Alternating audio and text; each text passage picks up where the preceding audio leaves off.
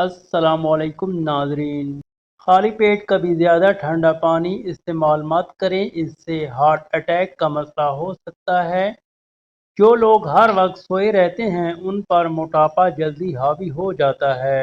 اگر آپ کو معدے کی کمزوری ہو جائے تو سابودانہ ایک کپ دودھ میں پکا کر کھا لیں، انشاءاللہ چند دنوں میں معدے کی کمزوری دور ہو جائے گی۔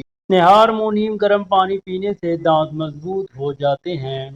اگر آپ چاہتے ہیں کہ آپ کا رزق 7 نسلوں تک جائے تو رات کو سونے سے قبل عشاء کی نماز کے بعد وضو کر کے درود شریف پڑھ کر یا غنی پڑھنے کا معمول بنائیں۔ سبز کچی مرچ کھانے سے آپ کی بینائی تیز ہو جاتی ہے۔ انگور کھایا کرو، اس سے دماغ تیز ہوتا ہے، اس سے آپ کے دماغ کی ذہانت میں اضافہ ہوتا ہے اور یہ جسم کی بیماریوں کے خلاف لڑتا ہے۔ لہسن کا رس نمک میں ڈال کر پینے سے پیٹ کا درد ختم ہو جاتا ہے۔ اکثر عورتوں کی خوبصورتی کے اندر موٹاپا رکاوٹ بن جاتا ہے۔ عورتوں کو چاہیے کہ کھیرا اور شملہ مرچ کا استعمال زیادہ کریں، وزن میں کمی آ جائے گی۔ بھنڈی کا سالن استعمال کرنے سے خون میں شوگر کی مقدار نہیں بڑھتی۔ صبح نہار کو روزانہ 21 بادام کھایا کرو، اس سے دماغ کی کمزوری چند دنوں میں ختم ہو جائے گی۔ اگر بدن کی سوجن کا کوئی مسئلہ ہو تو لوکی کا سالن بنا کر کھایا کرو، اس سے بدن کی سوجن میں آرام ملتا ہے۔ جو بچے بچپن میں بہت شرارتی ہوتے ہیں وہ بڑے ہو کر تخلیقی ذہن کے مالک بنتے ہیں۔